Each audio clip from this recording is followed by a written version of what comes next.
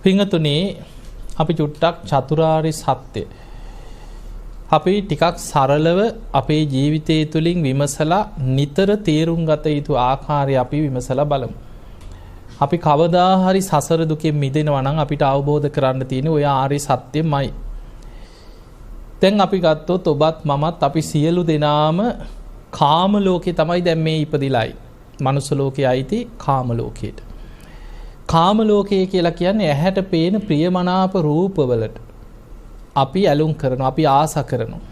අපි ඒ රූප තුලින් සැපය, සතුට, සොම්නස හොයනවා.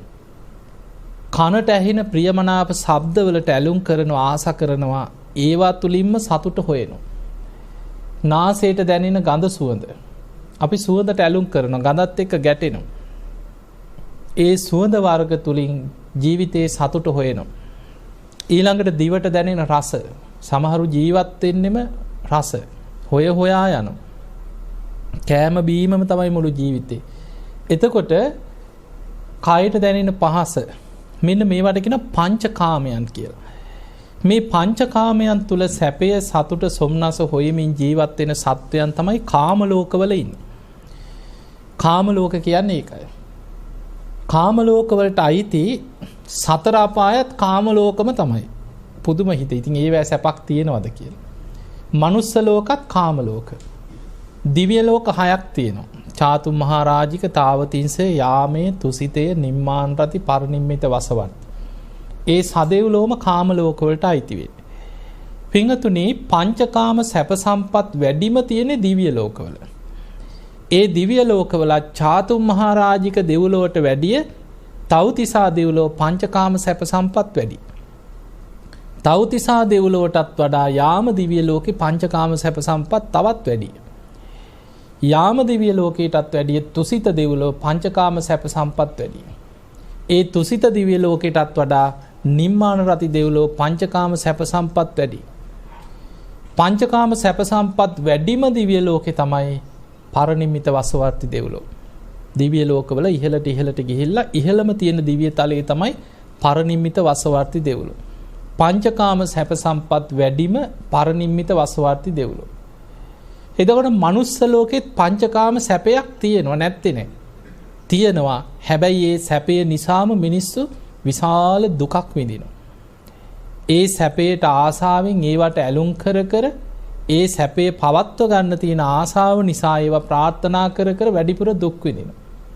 එතකොට තමන්ගේ පෙර පින්පව් අනුව සැප දුක් වල වෙනස්කම් අඩු වැඩිකම් මිනිස්සුන්ට මනුස්ස ලෝකේ තියෙනවා. පංචකාම සැප හොයන්න ගිහිල්ලා අන්ත දුකට වැටිච්ච පිරිස තමයි සතර අපායින්. ඒවත් කාම ලෝකම තමයි. හැබැයි පංචකාම සැප හොයන්න ගිහිල්ලා අන්ත දුකට වැටිලා තියෙනවා. ඒ තුල යම් පුංචි වෙලාවකට සමහරුන්ට පොඩි සැපයක් එන වෙලාවක් තියෙනවා. දැන් പ്രേත ලෝකේ പ്രേතයන් සා පිපාසාවෙන් විඳෝ ඉන්නකොට කවුරු හරි පින් ටිකක් දෙනකොට ඒ මොහොතට පොඩි සැපයක් දැනෙනවා. සා පිපාසාව නැති වෙනවා. සමහර වෙලාවට Tamanට වස්ත්‍ර පහළ වෙනවා, ආහාර පහළ වෙනවා, පැම් පොකුණු පහළ වෙනවා. හැබැයි අර පිනේ විපාකේ ගෙවිලා ඉවර වෙනකොට ආයි සා පිපාසාව දැනෙනවා. දැන් අපි හිතමු අපි මිය පරලොව ගිය ඥාතීන්ට පින් දෙනවනේ. පින්තුනේ ප්‍රධානම දේ පින් දෙන එක අපේ යුතුයකම. ඒක බුදුරජාන් වහන්සේ පෙන්නවා තමන්ගේ දෙමව්පියන් ඥාතියෙක් මිය පරලොව ගියාට පස්සේ ජීවත් වෙලා ඉන්න අයගේ යුතුයකම්.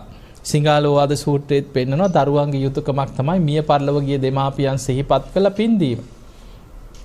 දැන් අපි හිතමු පින් ගන්න පුළුවන් තැනම හිටියා කියලා.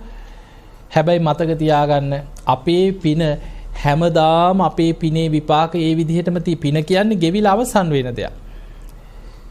දැන් අපි ඇත්තටම පින්කම් කරන විදිහ හිතන්න.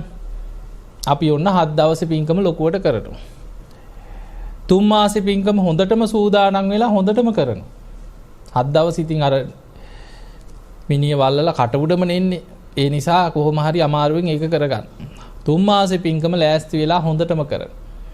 ඊට පස්සේ අවුරුදු දෙකෙන් සමහරවිට ඈතට යනකොට ටිකක් ඈතට යන අවුරුදු 5 10 ඔහොම වෙනවා. අපි හිතමු අපි ජීවත් වෙලා ඉන්නකම් අපේ අම්මා තාත්තා ඥාතියෙක් වෙනුවෙන් අපි පින්කම් කරාම කියලා හිතමු. අපි පුළුවන් තරම් අපි පින් දුන්නා කියලා. හැබැයි මතක තියාගන්න ඔබ ඉන්නකම් ඔබ පින්කම් කරයි. පරම්පරා දෙක තුනක් යනකොට මැරිච්ච ආච්චිලා සීලාගේ නමක්වත් දන්නවද ඊළඟ පොඩියෝ? නෑ. ආයි මතක් වෙන්නේ නෑ ඊළඟ පරම්පරාවල් වල. මතක තියාගන්න දුගතියකට වැටුනොත් ප්‍රේතාත්මයකට වැටුනොත් සමහර ප්‍රේතයෝ ගැන තියෙනවා බුද්ධාංකුර ගණන් ප්‍රේත අපාය කියන.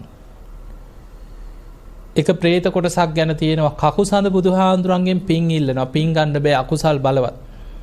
ඒ ප්‍රේතයෝම කොණාගමන බුදුහාඳුරන්ගෙනුත් පින් ඉල්ලනවා.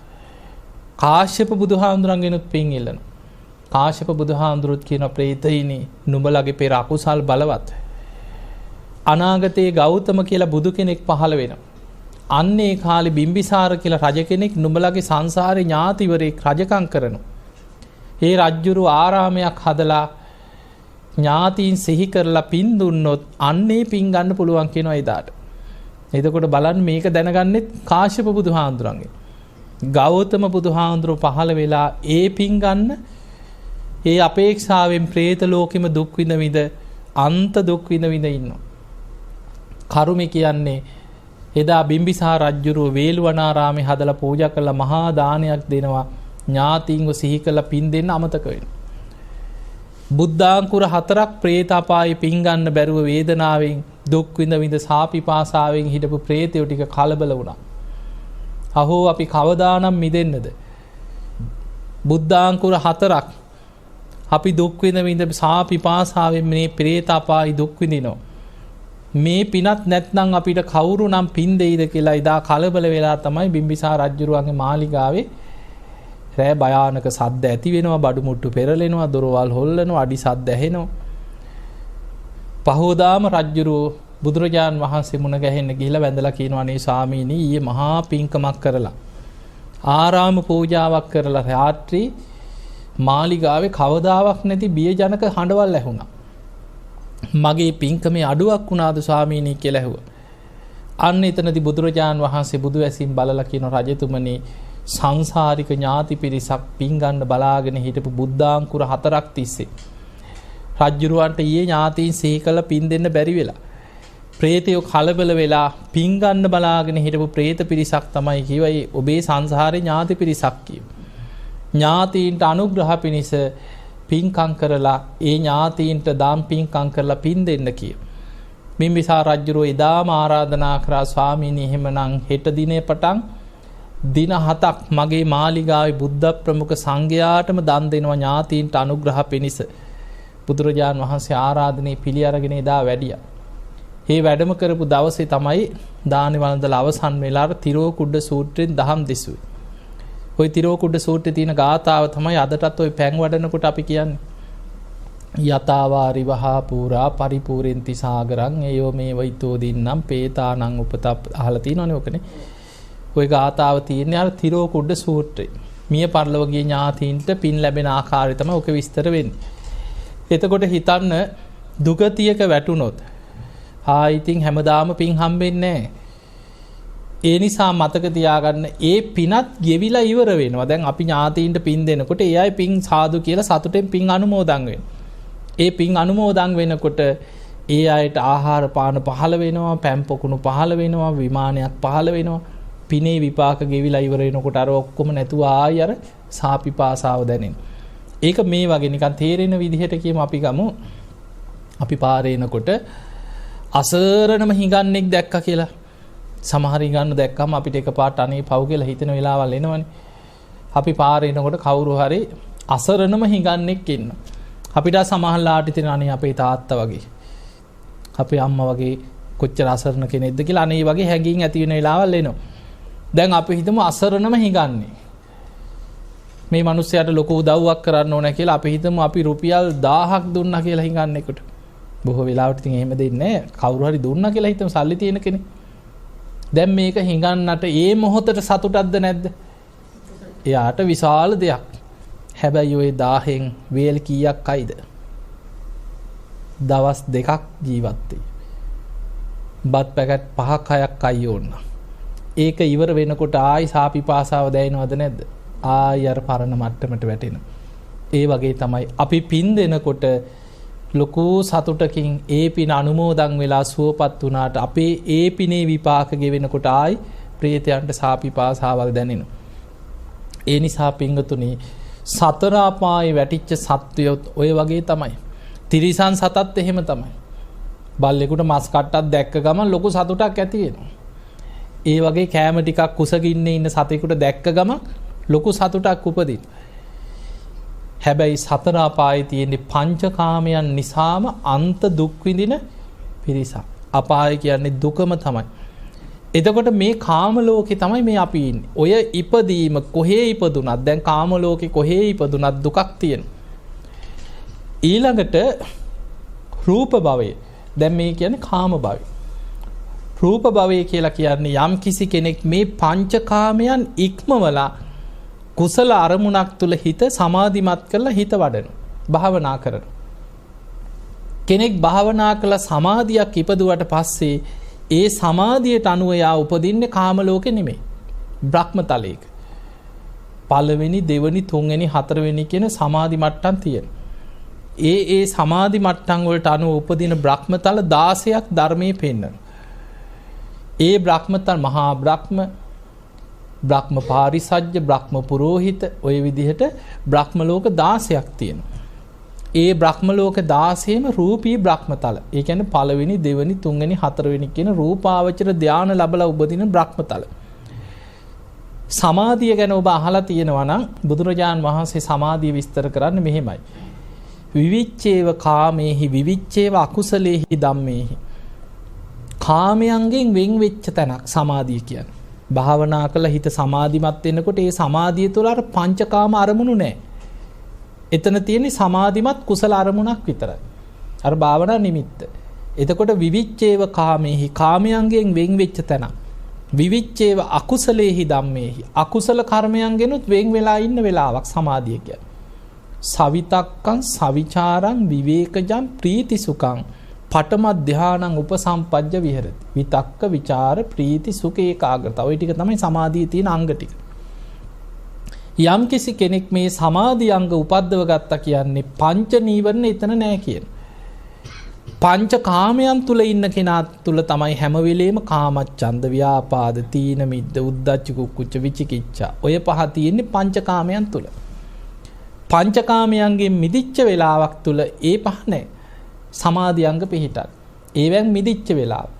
එතකොට යම් කිසි කෙනෙක් මනුස්ස ලෝකෙදී හරි භාවනා කරලා අපිට ඒ ධ්‍යාන මට්ටම් වලට ටික ටික මනුස්ස ලෝකෙත් පැය දෙක විනාඩි 15 20 හරි භාවනා කරලා සමාධිය උපදවාගෙන සමාධි සුවයෙන් ඉන්න පුළුවන්. එහෙම සමාධිය වඩාගත්ත කෙනෙක් ඒ සමාධිමය තලයේ තුල ඒක පිරෙහෙන්නේ නැතුව වඩන කාලෙක මිය ගියොත් එයා උපදිනවා බ්‍රහ්ම තලයේ. එතකොට පංචකාමයන්ගෙන් වෙන් වෙලා බ්‍රහ්ම ලෝකවල කල්ප ගණන් සමහර බ්‍රහ්ම ලෝකවල ආවිස. ඒ බ්‍රහ්ම ලෝකවල කල්ප ගණන් සමාපatti සුවයෙන් යා ඉන්නවා. පංචකාමයන්ගෙන් මිදිච්ච තැනක් එතන. ඊළඟට බුදුහාමුදුරුවෝ තවත් ඉපදීමක් පෙන්නනවා අරූප ලෝක. ඒ තමයි ආකාසානං ඡායතන, විඥානං ඡායතන, ආකින්චඤ්ඤායතන, නේව සංඥායතන කියන අර ධ්‍යාන හතරත් ඉක්මෝලා ඉහළටම අරූපී ධ්‍යාන වඩනවා. ඒ අය උපදින්නේ අරූපතල. ඔන්න ඔය ටික විතරයි උපදින්න තියෙන, වෙන කොහෙවත් උපදින්න නැහැ.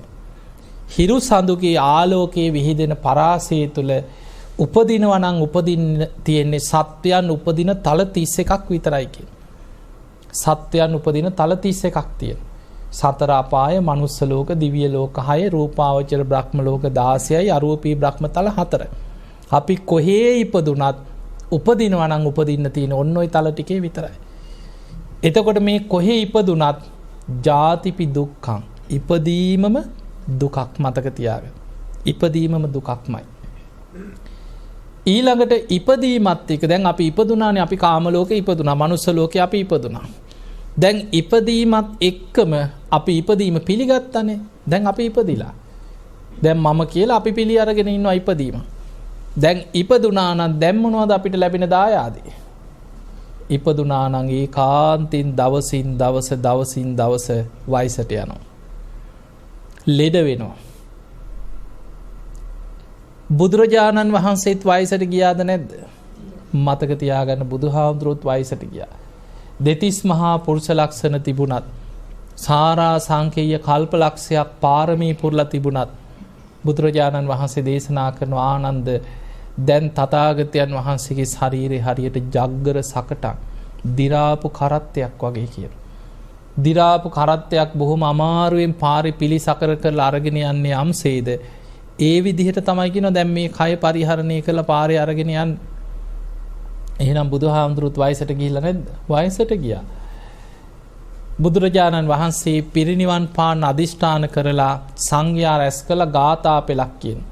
ඒ ගාථා පෙළේ තියෙන්නේ පටන් ගන්නෙම පරිපක්කෝ වයෝ මයිහං. මහණෙනි දැන් තථාගතයන් වහන්සේ බොහෝ වයසට ගිය කෙනෙක්. වයෝ මයිහං බොහොම වයසක කෙනෙක් කියන. පරිත්තම් මම ජීවිතා. ජීවත් වෙන්න තියෙන තව ඊටාම ස්වල්ප කාලයයි. පහයවෝ ගමිස්සාමි නුඹලා අතහැරලා තථාගතයන් වහන්සේ පිරිනිවන් පානවා. කතම් මේ සරණ මත්තනෝ මම මගේ පිහිට හදාගත්තා. එතකොට බලන්න මේ ගාථාවල තියෙන්නේ උන්වහන්සේත් එහෙනම් වයසට ගියාද නැද්ද? වයසට ගියා. බුදුරජාණන් වහන්සේ ලෙඩ වුනේ නැද්ද? උන්වහන්සේට ලෙඩ හැදුනා. බේලුව ගමේ වස් කාලේ ගත කරනකොට මාරාන්තික බඩේ අමාරුවක් වැළඳුනා කියලා.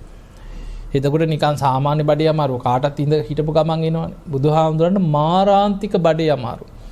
බුදුරජාණන් වහන්සේ කල්පනා කරනවා සංඝයාට දැනුම් නොදී පිරිනිවන් පාන එක සුදුසු නෑ. අතීත බුදුවරු පිරිනිවන් පෑවේ කොහොමද කියලා ඒ වෙලාවේ වේදනාව වැඩිකමටම බුදු ඇසින් බැලුවා. බලලා තමයි ඡන්ද චිත්ත විරිය විමර්ශා කියන සතර 이르දිපාද බලෙන් ආයු සංස්කාර අදිෂ්ඨාන කරේ. එතකොටම රෝගී සැනින් සුවපත් වෙලා ගියා. එතකොට අපිට පේනවා බුදුහාමුදුරන්ට ලෙඩ ආවා. උන්වහන්සේට දරුණු හිසේ කැක්කුමක් විටින් විට වේදනාවක් හිසේ කැක්කුමක් තිබ්බා. කොන්දේ අමාරුවක් තිබ්බා කියලා තියෙන දේශනාවල. ඊළඟට මහා පරිනිබ්බාන සූත්‍රය බුදුහාමුදුරන්ගේ පිරිනිවන් පෑම ගැන තියෙන දේශනාව අහලා ඇතිනේ. චුන්ද සෝකරිකගේ දානේ වළඳලා ආ පිරිනිවන් පාන්න වඩිනකොට අර 이르දිපාද බලෙන් යටපත් කරගත්ත බඩේ අමාරුව ආයි බලවත් වුණා. ලේත් සමග බඩේලිය ගියා කියන. ලෝහිත පක්ඛන්දිකා රෝගී කිය පාලියෙන් කියන්නේ ධර්මයේ තියෙන. ලේත් එක්ක බඩේලිය යනවා කියන එහෙනම් බඩවැල් වල තුවාල හැදිලා තියෙන්න ඕනේ නේද බුදුහාමුදුරන්ට? උන්වහන්සේ කියන ආනන්ද කලන්තේ ඉක්මනට සංගල සිවුරේලලා ආසනයක් පනවන්න කියන වැඩේ. එහෙනම් බුදුහාමුදුරන්ටත් කලන්තේ හැදුණා. උන්වහන්සේටත් ලේත් එක්ක බඩේලිය ගියා. බඩේ අමාරුව ඇති වුණා. කොන්දේ අමාරුව. එහෙනම් බුදුහාමුදුරට ලෙඩ වුණාද නැද්ද? ලෙඩ වුණා. එහෙනම් ඉපදුනා නම් කාටත් උරුම දේ තමයි ඒක. එහෙමනම් අපි දවසින් දවස ඉපදුනා නම් වයසට යනවා. ඉපදුනා නම් ලෙඩ වෙනවා. සැපක්ද දුකක්ද? ලෙඩ හැදිලා අන්ත දුක් විඳිනකොට වේදනාවෙන් ඉන්නකොට මිනිස්සු අහෝ සැපක් කිය ඉන්නවද?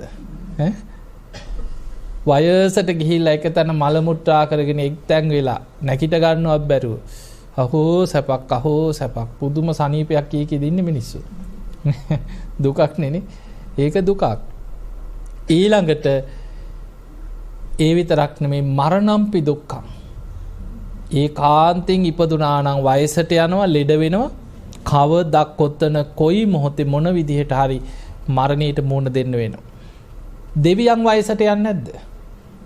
දෙවියොත් වයසට යනවා. දේශනාවල තියෙනවා දෙවියන්ගේ වයසට යාම ගැන තියෙනවා දේශනා පුබ්බ නිමිත්ත සූත්‍රය කියලා. ඒකේ බුදුරජාණන් වහන්සේ පෙන්වනවා මේ අපි වයසට යනවා වගේ නෙමෙයි. දෙවියන්ගේ වයසට යාම කියන්නේ චුත වෙන්න දින ආසන්න වෙනකොට තමයි මේ ලක්ෂණ පහළ වෙන්නේ. පැලඳගෙන ඉන්න මල් මාලා පර වෙලා යනවා කියන. ඒක තමයි දෙවියන්ගේ ජරාවටපත් වීම ගැන තියෙන්නේ. දිව්‍ය මල් මාලා පර වෙනවා. දෙවියන්ගේ සලු පිළි කිලුටු වෙලා යනවා කියන. දිව්‍ය ශරීරවල දීප්තිමත් ආලෝක එන්න අඩු වෙලා දුර්වර්ණ වෙලා අර බැබලීම නැති වෙනවා. ශරීර වලින් දහඩිය වැగిරෙන්න පටන් ගන්නවා කියන දෙවියන්ගේ ශරීරවල. දිව්‍ය විමානවල සිත් තලවන්නේ නැතුව ඉපා වෙනවා ඒවා කලකිරෙනවා. ඔය ලකුණු ටික පහළ වෙනවා කියන. මල් මාලා පර වෙනවා, සලු පිළි කිලුටු වෙලා යනවා, ප්‍රභාස්වර ආලෝක නැති වෙලා යනවා, ශරීරේ දුර්වර්ණ වෙනවා, විමානවල සිත් තලවන්නේ නැතුව යනවා. එතකොට අනිත් දෙවිවරු දැනගන්නවලු දැන් නම් මෙයාගේ කාලේ ඉවරයි. දැන් මේ චුත වෙන්න ලං වෙන්නේ. මරණාසන්න කාලේ මේ අන්තිම කාලේ. එතකොට අනිත් දෙවිවරු ඇවිල්ලා ඒ චුත වෙන්න ආසන්න දේවතාවට කියනවලු ඊතෝ බෝ සුගතින් ගච්ඡ. පින්වත ඔබ දැන් සුගතියට හරි යන්න. දෙවියන් එතන සුගතිය කියේ කොහෙද? මනුස්ස ලෝකේ. ඇයි මේ මනුස්ස ලෝකෙට යන්න කියන්නේ? දැන් දෙව්ලොවින් චුත වෙලා දිව්‍ය ලෝකේ දැන් ආයි ඉන්න කියලා වැඩක් නැහැ. එහෙ පින ගෙවිලා ඉවරයි. ලොකු පිනක් නිසා දිව්‍ය ලෝකේ ඉපදුනා. ඒ පින දැන් ගෙවිලා ඉවරයි. දැන් පැටෙන්න තියෙන්නේ පල්ලෙහාට එක්ක මනුස්ස ලෝකෙ එක්ක හතර අපායේ. ඒ නිසා අපායට නොඇටි දැන් ඔබ සුගතියට යන්න කියන. මනුස්ස ලෝකෙට යන්න. එහෙ හිත පිහිටවන්න කියන. සුගතින් ගන්්වා සුලද්ද ලාභන් ලබ සුගතියට ගිහිල්ලා උතුම් ලාභය ලබන්න කියන. සුලද්ද ලාභන් ලබිත්වා සුප්පතිට්ඨිතෝ භවාතීති. උතුම් ලාභය ලබලා ඒක තුල ස්ථාවර වෙන්න කියන. ඔන්න කියන දේ. ඕක තමයි දෙවියන් දිව්‍ය ලෝකෙන් චුත වෙන්න ලං වෙනකොට අනිත් දෙවිවරු දෙනවා කියන උපදේශ.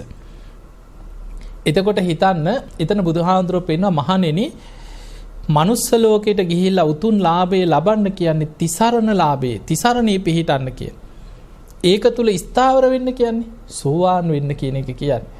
මනුස්ස ලෝකෙට ගිහිල්ලවත් ඉක්මනට සෝවාන් වෙන්න කියනවා සතර අපායෙන් මිදෙන්න කියන.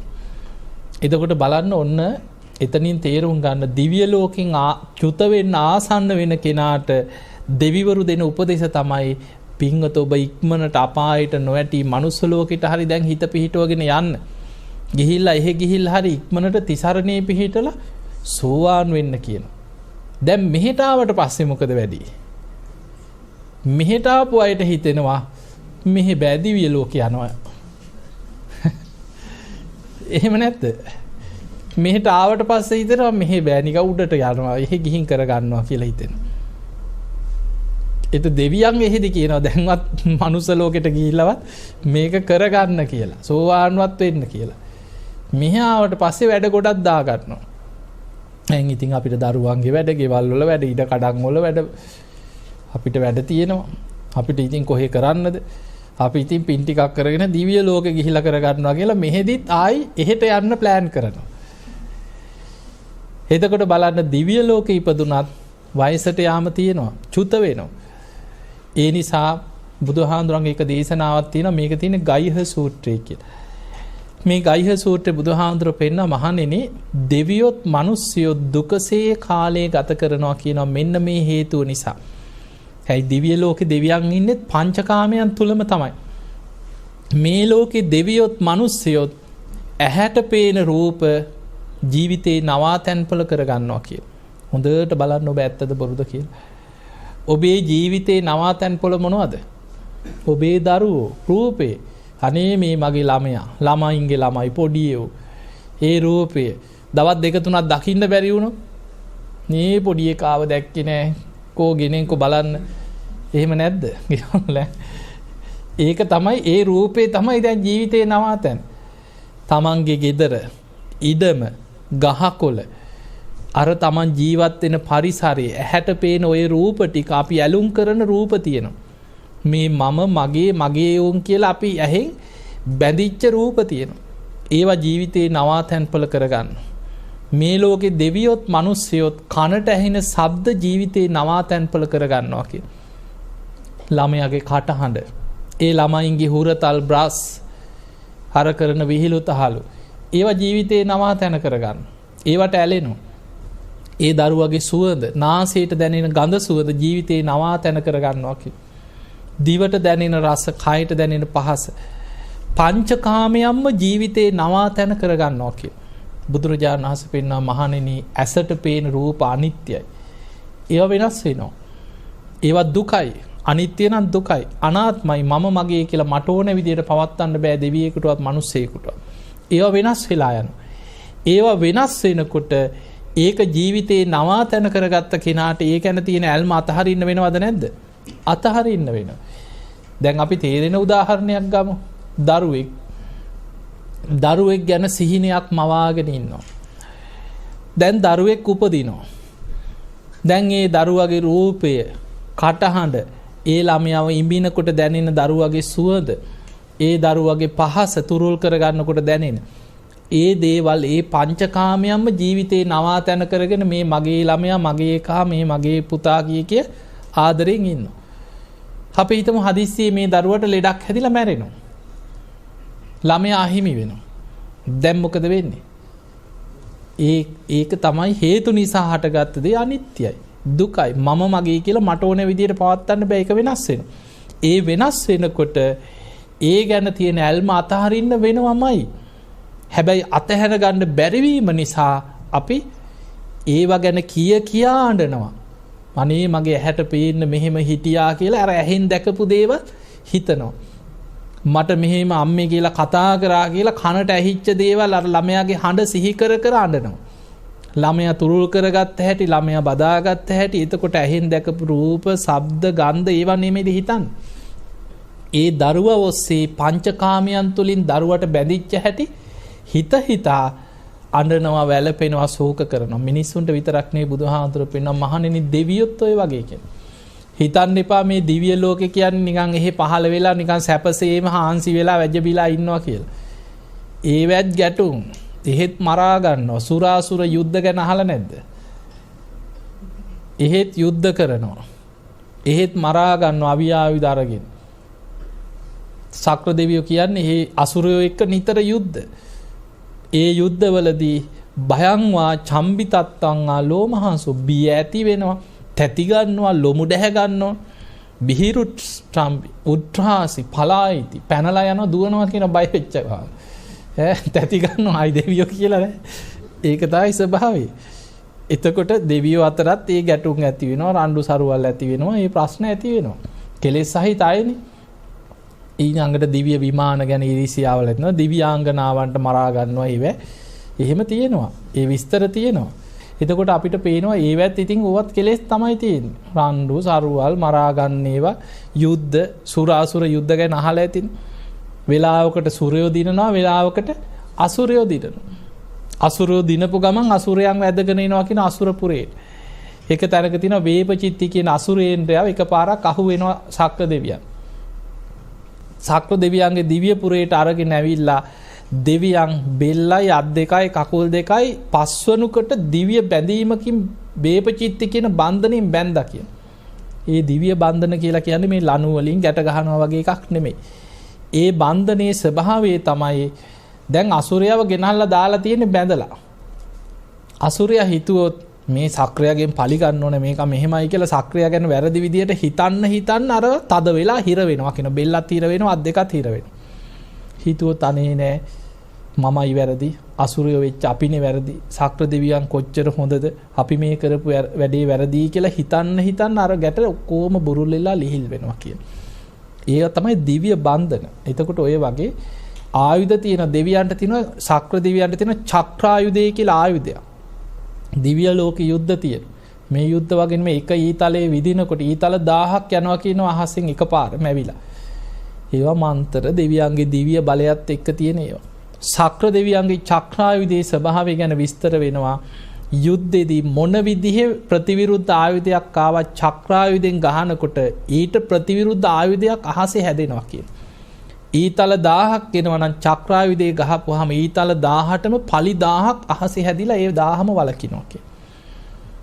හෙල්ල 1000ක් එවනවා නම් චක්‍රායුධෙන් ගහපු ගමන් හෙල්ල 1000ට විරුද්ධ 1000ක් අහසේම ඇවිලා ඒක නතර වෙනවා කියන. ඒක තමයි සක්‍ර දෙවියන්ගේ චක්‍රායුධය ගැන තියෙන. එතකොට ඔය වගේ දිව්‍ය ලෝකවලත් කෙලෙස් යුද්ධ තමයි. ඒ නිසා දැන් අපි කතා කරේ ඉපදීමත් එක්ක ලැබෙන දේවල්නේ. ඉපදීමම දුකක්. ආයි දෙව්ලෝ ඉපදුනත් දුකම තමයි. එහෙත් කෙලෙස්ම තමයි. ඉපදුනා නම් ලෙඩ වෙනවා, වයසට යනවා, ජරාවටපත් වෙනවා, මරණම්පි දුක්ඛ.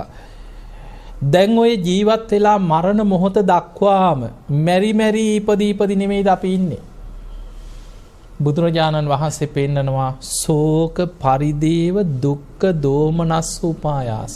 ඕව නැද්ද අපිට? ශෝක. අපි ජීවිතේ ඕන තරම් දුක් වෙනවා. ශෝක කරනවා. පරිදේව කියන්නේ නංගොත් කිය අඬනවා. පපුවට ගහ ගන්න, ඔලුවට ගහ ගන්නවා, විලාප දෙනවා, සිහි නැතුව වැටෙනවා. ඇයි අපිට මෙහෙම වුනේ කියනවා. කියන්නේ නැද්ද මිනිස්සු? පරිදේව කියන්නේ ඒවට නංගොත් කිය විලාප දෙදී අපි අඬනවා. දුක් විඳිනවා. දෝමනස්ස කියන්නේ හූල්ලනවා. උපායාස කියන්නේ සුසුම් හෙලනවා. ඕක තමයි ජීවිතේ. හොඳට බලන්න දැන් කාටවත් කියන්න ඕවා නම් අපිට අදාළ නැහැ කියන්න පුළුවන්. ඔබේම ජීවිතය ආපස්සට හිතලා බලන්න මේවා අපි කොච්චරනම් ජීවත් වෙනවා කියන්නේ ওই ටික නෙමෙයි. ඕක තමයි ජීවිතේ. ඔය අතරතුර හතුරු නැද්ද ඔබට? ඊර්ෂ්‍යාකාරයෝ, තරහකාරයෝ හතුරු. ඒකත් ආරි සත්‍යය. ඒකට කියන්නේ අප්පියෙහි සම්පයෝගෝ දුක්ඛෝ. දුක්ඛාරි සත්‍යයට අයිති දෙයක්. අප්‍රියන් එකට ජීවත් වෙන්න සිද්ධ වෙනවා. අප්‍රියන් එකට වාසය කරන්න කැමැත්තෙන් හෝ අකමැත්තෙන් කරන්න දෙයක් නෑ. එකට ඉන්න වෙනවා. හතුරෝ, තරහකාරයෝ, ඊර්ෂ්‍යාකාරයෝ, ඒවා කර්ම කියන්නේ අහ කියන්නේ ඒවා කැරකිලා එන්නේ කර්ම විපාකවලට. නිකම් පාර යන්නේ. අහ කියන ප්‍රශ්නයක් බේරන්න ගිහිල්ලා මැරුම් කන්නේ නැද්ද මිනිස්සු? පවුලේ රණ්ඩුවක් බේරන්න යනවා. අන්තිමට ගිය මිනිස්සයා වැරදි කාර්යය වෙලා ඒ මිනිස්සයා තමයි ඊට පස්සේ අමාරු වැටෙන්නේ. කොහොම වෙන්නේ නැද්ද ජීවිතේ? කාට හරි හැංගිලා ඉඳලා පිහියෙන් අයින්ව අන්තිමට ඇනලා තියෙන්නේ ඒ වගේ වෙන මිනිහෙකුට. එතනින් ගියේ වෙන මිනිස්සෙක්. ඔය වගේ අහක යන කර්ම කැරකිලා එනවා ජීවිතේ, මතක තියාගන්න. ඒ නිසා කර්ම විපාකත් එක්ක යන සංසාර ගමනේ එවැනි අහක යන දේවල් අපි නොසිතන දේවල් වෙන්නේ. සිතන දේවල් වෙනව නෙමෙයි. අචින්තිතම්පි භවති. නොසිතන දේ වෙනවා. චින්තිතම්පි විනාශති. හිතන දේ වෙන්නේ නැහැ. ඒ වෙනස් වෙලා යනවා. අපි හිතන ප්‍රාර්ථනා කරන දේවල් වෙන්නේ නැහැ ජීවිතේ. ඒ නිසා හතුරෙක් හැදෙන්න මතක තියාගන්න. ඊළඟට හතුරෙක් හැදෙන්න අපිට ආයේ අපේ වැරද්දක් තියෙන්න ඕනේ. අපි කොච්චර සිල්වත් වුණත්, කොච්චර ගුණවත් වුණත්, උදේ ඉඳන් රෑ වෙනකන් සුවපත් වේවා, සුවපත් වේවා, සුවපත් වේවා කියලාත් ඒත් ඇති. කවුරුගේ කටේ සුවපත් වේවාමනි කියලා ඒත් තරහක් ඇති වෙනවා තව එක්කෙනෙකුට. එහෙම නැද්ද මිනිස්සු? එහෙම තමයි සමාජය. දැන් බලන්න මේ සේරි වාණිජ කතාව. අපේ බෝසතාණන් වහන්සේට අච්චර සංසාරෙම හතුරා දේවදත්ත බුදු වෙච්ච ආත්මෙත් ගල් පෙරළුවා, මරන්න සැලසුම් කරා. ඔච්චර භයානක හතුරෙක් හැදුනේ කොහොමද? එදා අර රන්තැලියට සාධාරණ වෙළඳාමක් කරන්න ගිහිල්ලානේ. සේරි වාණිජ කතාව දන්නවනේ, අර කදාවලු කතාවනේ. එදා අපේ බෝසතාණන් වහන්සේ ඇත්තම කීවා මේක ගොඩාක් වටිනවා. මගේ ළඟ තියෙන මෙච්චරයි කියලා වෙළඳාම් කරපු සල්ලි ටික ඔක්කොමත් දුන්නා. වලල්ලක් දෙකක් ඉල්ලුවේ. මුළු වලලු කූඩෙමත් දුන්නා. ඇත්තම කියලා සාධාරණ වෙළඳාමක් කළා, රන්තැලිය අරගෙන ගියා. කලින් ආපු කපටි වෙලෙන්දා මේක වැඩක් නෑ කියලා වීසි කරලා ගියා. නිකන් ගෙනියන්න ඊළඟ පාර ඇවිල්ලා. වලල්ලක්වත් නොදී ගෙනියන්න තමයි බැලුවේ. දෙවනි පාර කැරකිලා ආයෙ එනකොට ඕ ගන්න බලන්න වලල්ලක් හරි දෙන්න කියලා බලනකොට ගෙනහිල්ලා. උන් හිටි තැන් අමතක වුණා, පන්නගෙන ආවා. එනකොට අපේ බෝසතාණන් වහන්සේ ගඟෙන් එතර වෙලා පාරුවේ වඩිනවා. ගම් යූරට ඇවිල්ලා කෑ ගැහුවා, ඕක මගේ කියෝ. ඕක මටයි අයිති කියෝ. උන්වහන්සේ ගඟේ ඉඳන් කියන නෑ, මං සාධාරණ විදිහට වෙළඳාමක් කළා, මට ලැබිච්ච දෙයක්. මං ඔබට සාප කරනවා කියලා. මං සංසාරෙ උඹේ පස්සෙන් එනවා කිව්වා. ආවද නැද්ද? ජාතක පොතේ කොච්චර තියෙනවද හම්බෙච්ච ආත්මවල සසරේ පලිගත්තා. සංසාර හතුරෙක් හැදුනා.